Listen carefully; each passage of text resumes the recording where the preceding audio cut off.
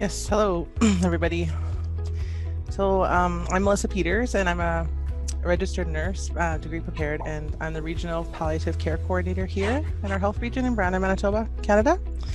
And I was a mentor to a couple of fourth year nursing students to complete some research project for our palliative care program. So Hannah is one of those students. Oh, you're not unmuted. Hello guys, my name is Hannah Friesen.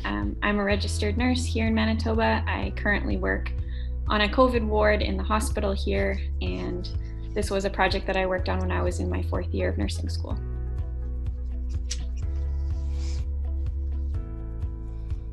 So just start off with some learning objectives for this slideshow here. Just to understand the project goals, gain awareness about death education for the children and youth, review research related to death education for children and youth, examine current death education curriculums. Let's see. Oh, there we go. Now you guys can see. And learn how children understand and cope with death.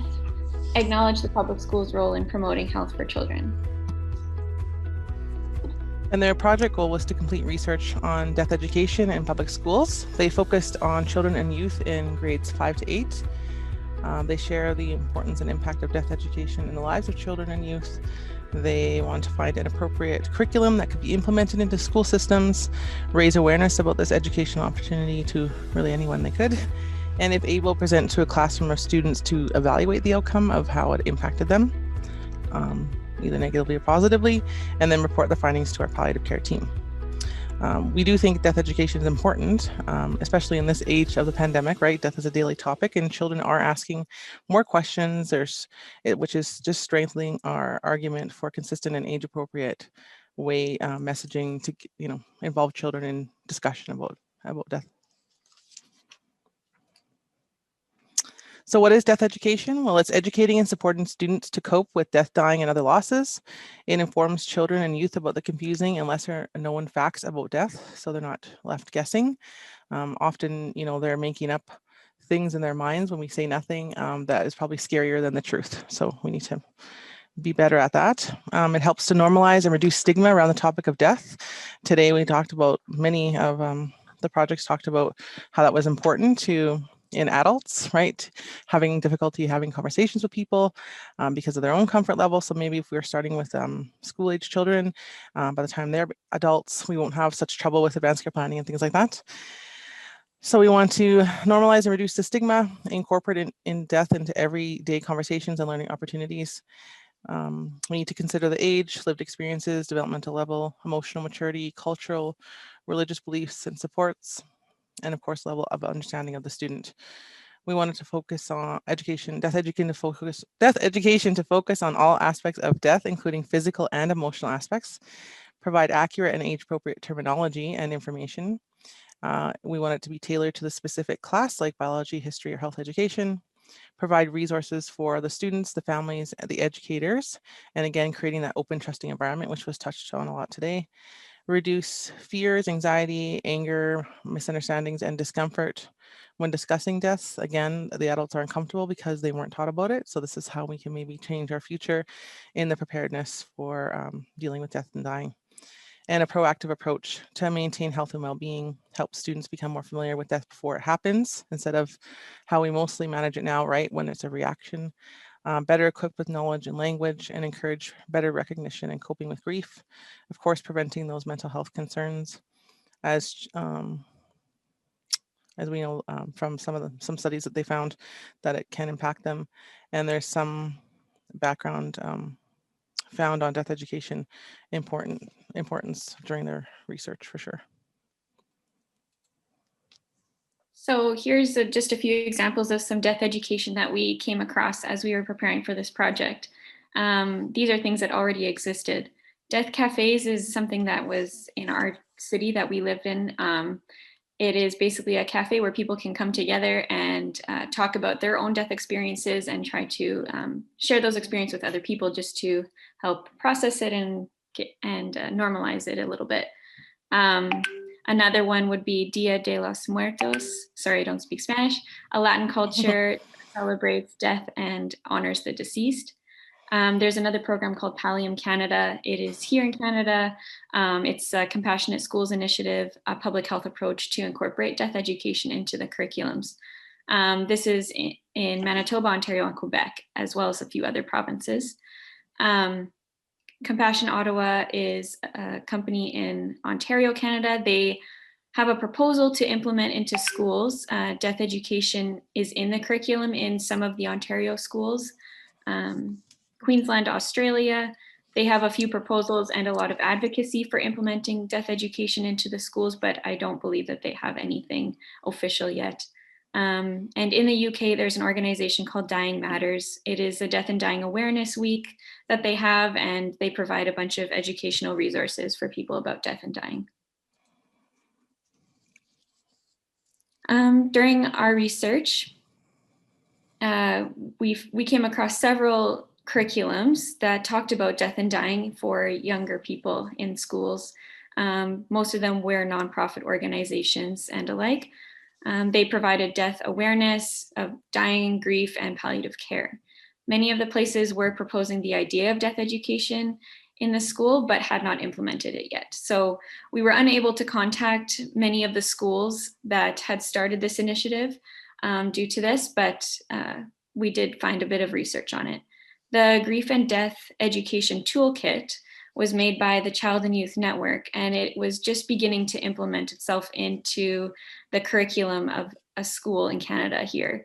So they didn't really have much information on how that project was going yet, but that information is to come. And I'll just add to that now that we've learned today about that last aid education that was actually happening in Europe, Hannah. So we could add that to the list. So they did some research overview.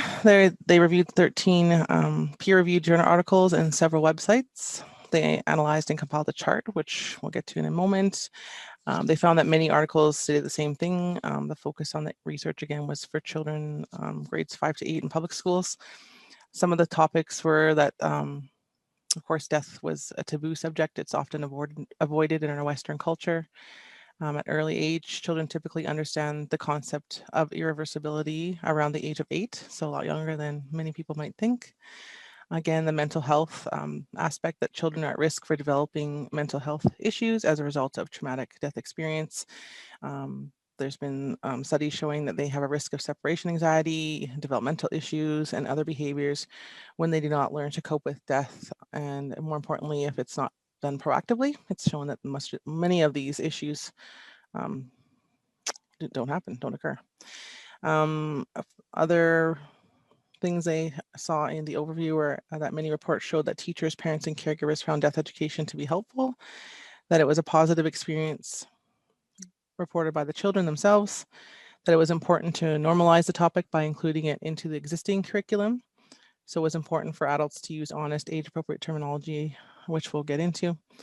And teachers and other educators needed to receive education and training about death education in order to create that compassionate and appropriate education and create that environment, which is what we've talked about in other presentations today.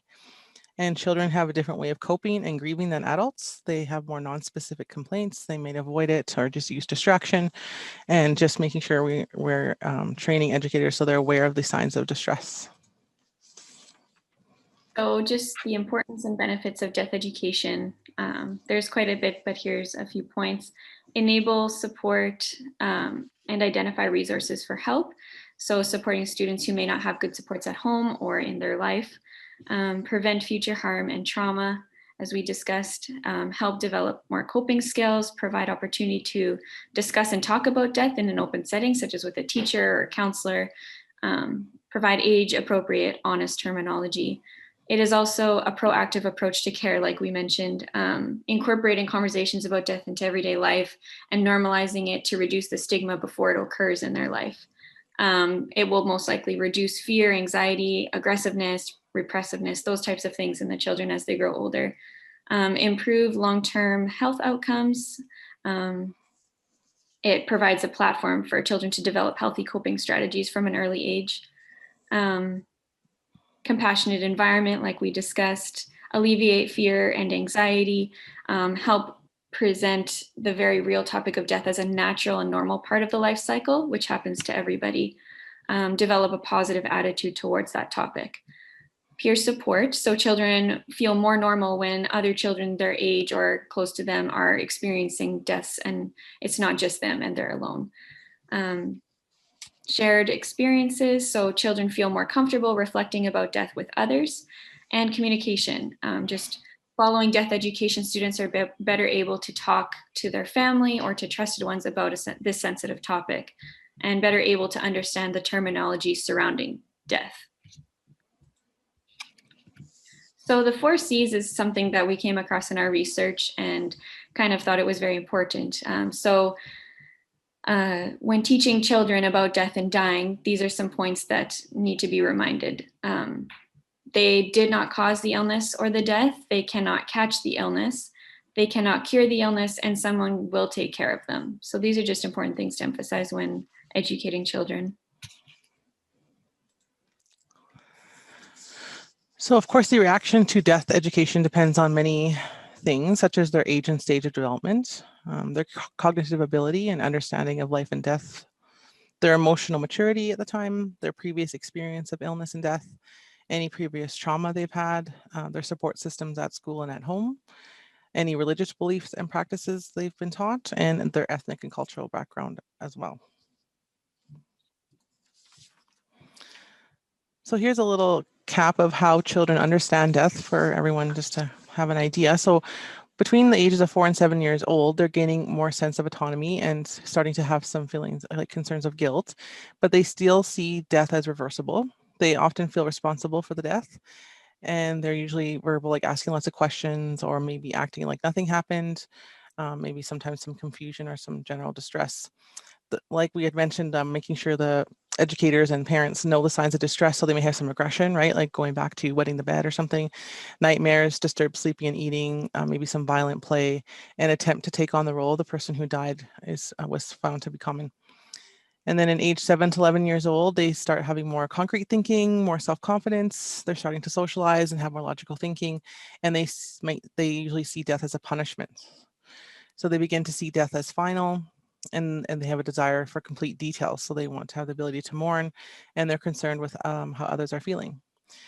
And their signs of distress may be showing problems in school, again, the regression, acting out, maybe having some problems with friends, and difficulty eating and sleeping. And then we have our preteen to teenage 11 to 18-year-olds. They are now problem solving and abstract thinking. They have an integration of one's own personality. They have a more adult approach, and they begin to conceptualize death. They have extreme sadness, maybe denial. They're more willing to talk to people outside of their family, and of course, those risky behaviors. So their signs of distress are more things like depression, anger towards family, suicidal ideation, and acting out. So how children understand death. Many adults try to use words that soften or sugarcoat the concept of death because we want to protect them, right? I mean, that's a natural way to be when you're a parent, is to try, you don't want to see your kids sad, but an attempt to do that can then cause some harm. So, and it's confusing for the child or youth because they see what's happening and then they don't hear the facts from you.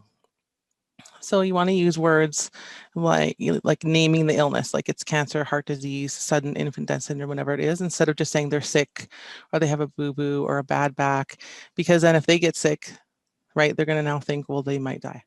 Or if you're sick, as a parent, they're thinking now you're going to die the same way the other person did. So making sure they know it's separate. Dying and died, right? Instead of saying passed on or lost, right? Because where did they go? Like, can we find them, right? Or gone to sleep, and then the children themselves are unable to sleep because they're afraid whoever goes to bed won't wake up. They don't understand the dying.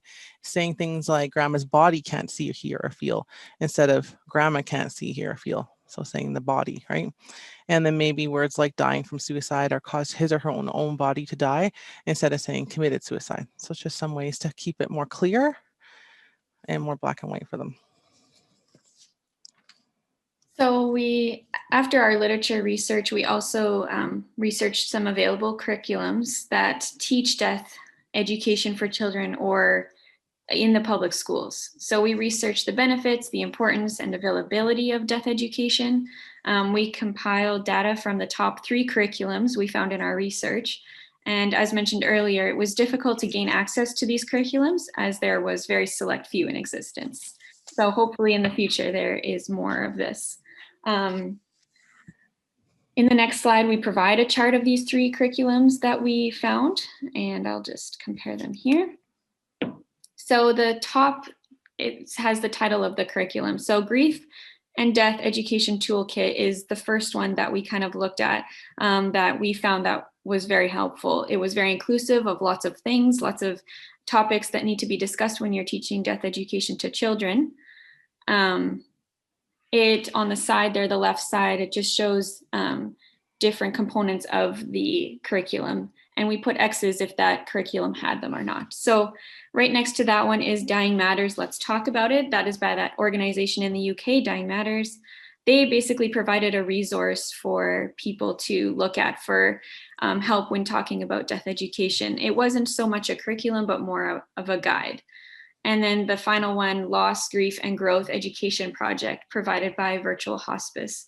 It was also a very helpful resource for educators or nurses or families to look at when wanting to discuss death. The one thing that it didn't include was specific lesson plans for being in the school. So if we move to the next slide, we take a look at the very helpful death education toolkit that we found. This one was provided by that Child and Youth Network that I mentioned earlier. So the goal of this curriculum was to provide children and youth with honest information and evidence-based support before they experience a death in their life. So it advocates for educational opportunities that provide this support. It was basically a network of several centers, groups, and organizations that came together to create it. So it's a very helpful toolkit. This curriculum does a very good job of explaining death education and the benefits that it has. It also has key terms in simple, informative ways. It provides lesson plans, ways to look after yourself, references, even things like coloring pages, depending on the grade or age of the student that is going to be learning from this. So this is just, it provides instructions on how to use the lesson plans as well. So even if you're not an educator, a teacher, you do have this resource that kind of guides you through, and it's very helpful to teach different grades. And so the grades go from grade 4 to grade 10, and each lesson plan outlines materials and resources needed for those students and those levels of learning. So here's an example of one lesson plan. As you can see, this was for grades 7 and 9, and it was geared to the topic of science. So they were discussing dead stuff was the topic. So each lesson plan includes the subject, which it can be taught with, whether it's science, health studies, history. It also includes the grade and the age that it's geared towards. It also includes the Ontario curriculum expectations. So this lesson plan was from Ontario, and so it included the government rules for what needs to be in the school systems. And it also included material, resources, videos, activities, questions, and discussion prompts, as well as you can see that there's some links for videos and other helpful things for the teacher.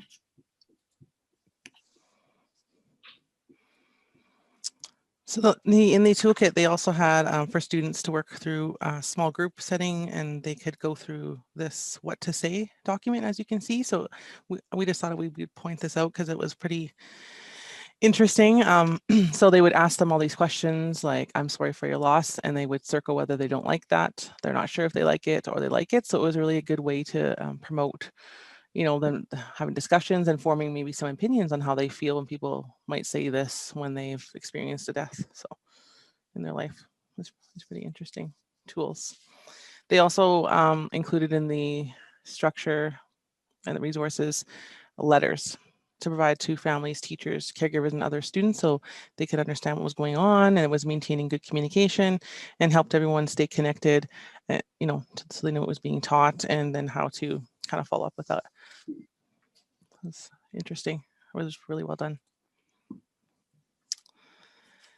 Then we have, so for the process of implementation in the school curriculum, the students had found that public school curriculum Manitoba, of course, goes to the government of Manitoba and the Minister of Education. And the process for implementing it into the curriculum, because, of course, we had to see if that was something we could do right away. Well, I mean, they didn't have a long time to do it, but of course, it had to go through the government of Manitoba. There was lots of procedures and policies that needed to follow, and it was a long, tedious process to get that change. So then they tried to just do a presentation or information session in the classroom. And it was dependent on whether death education is offered as a separate course or whether it was an information session like one-time event, what they needed to do. So all requests for curriculum presentations need to go through student services, and a team of counselors and social workers would then, decide on what was going to happen, and the parent consent policies and procedures of the school division needed to be put into place in order to have that happen.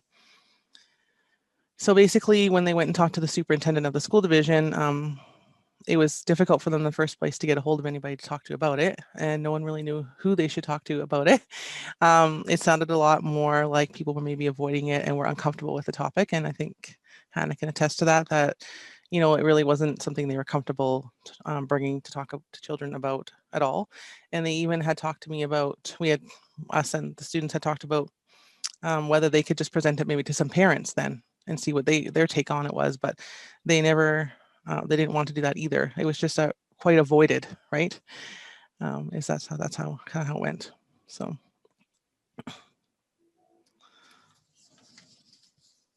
So death education in the classroom. So because we weren't able to present to a student population, grade 8 or grade 5 or anything like that in a public school, we did present to a classroom within our university. And basically what we asked them to do, it was a classroom of psychiatric nursing students and their teachers. So we asked them to pretend as though they were grade 8 and listen to the lesson plan that we had provided for them based off of this curriculum we just showed you. So we offered a background and goals of the project. We taught the class as though they were in grade 8. We provided a video, and we had that lesson plan that was geared towards grade 8. We had discussion questions and interesting thoughts related to death and dying. There was a slide about cultural competency, which was also provided in that curriculum that we showed, and resources as well as feedback at the end.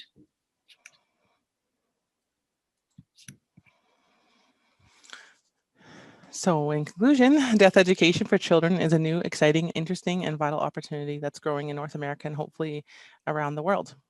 Educators are in an ideal position to counter the deep-rooted stigma associated with death in Western culture into new perspectives of accepting and honoring death, dying, and grief. It's a valuable discussion, and advocacy has begun with research and projects like this one, and we hope that we've inspired some of you today to maybe help us out with that. So yeah, children are better educated about death and understand the topic before the death event happens in their lives. And so that's what we hope to provoke positive and healthy outcomes. Thank you so much for listening and having us today. We're excited to be here. Well, thank you. That was excellent. Very important topic. I think kids definitely need to hear this early on because they're definitely going to come across it early on. And it's interesting because lots of the theme today was about adults not liking it and what are we going to do and make them comfortable. Well, this is the answer, is let's start them younger so the next generation can be comfortable. We're not always worried about late discussions about advanced care planning and things like that. Right. I've always said that you need to start young because kids don't freak out about it. It's the parents who are freaking out. Yeah, and that's the problem. That's our barrier, is that the principals and those guys were like, it was a big, I don't remember what they said to you, but I remember they came back to tell me what the principals had said. It was like they were barely spoke. They were just like, it was just a no, but not even a conversation about why not, or so, well, and they're that uncomfortable. Shootings or terrorism or or pandemics or exactly illnesses, it's kids are gonna see it all the time. So well, now we talk about it every day with COVID. How many deaths today, right? And there are kids that have lost both parents. So yeah, we run a camp too in our region, called Camp Bridges, and it's has similar themes that they found in their research, as kids just feeling like the weight of the world was lifted off their shoulders. They were doing terrible, like, you know, in school and with friends, and all of a sudden they were better. And we don't provide grief counseling. It's just a safe place to talk and share that they've also, someone in their life important to them has died. And that's all it is. We're just facilitating some memorial activities, and the change is amazing. It's like Friday night to a Sunday afternoon with like 12 volunteers and, you know, 50 kids, and you change lives, and it's incredible. So that's where this came from. It kind of stemmed from us doing the camp and thinking, well, why can't we do it in the public school system or any school system? Right. Any other questions, thoughts? Yes. This is Judith Wortman again, and I do have a question. You had on your list culture mentioned. Was there anything in the toolkit that showed how to address culture sensitivity? Yes, there actually was. They did provide, I think it was 1 or 2 full pages just about cultural sensitivity and how to even teach cultural sensitivity to other students. And so for the teachers as well, just looking for different signs and being able to recognize people's religions and backgrounds and home life is different. But then also it provided just a little kind of like a lesson plan, but for the teacher about looking to teach that to the students and just reminding them to be respectful of other people and how everybody's home life is different. Everybody's taught something different at home. And so, yeah, I thought that was a very good aspect of the curriculum that they included that in there, because often that is missed and that can be detrimental when teaching a class that has some diversity. Good presentation. Thank you. Now we'll move on to the last one, Palliative. Excuse me. Professor, yeah, Madam. Professor Fisher has some question. Professor Fisher, you want to ask? So, hello, Professor Fisher. Yes, hello. I teach this topic with my educators at kindergarten. They are learning educators at kindergarten. With children dealing with death and crisis with children. And it's difficult for those educators because they are always used to be told by the parents, oh, don't tell our children those bad things. Yeah. I can see that. Sorry. We just agree.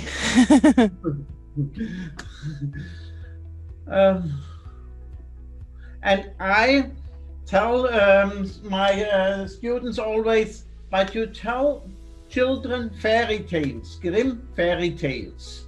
And in Grimm fairy tales, there's much about dying. And it prepares children for the moment when it's important to know something about dying.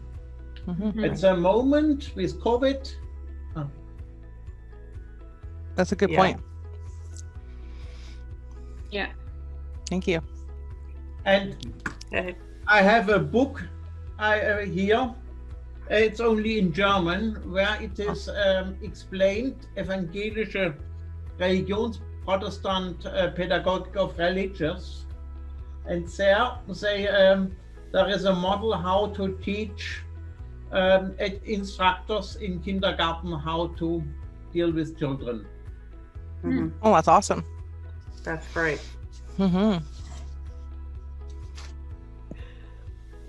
Thank you, Professor. Yes.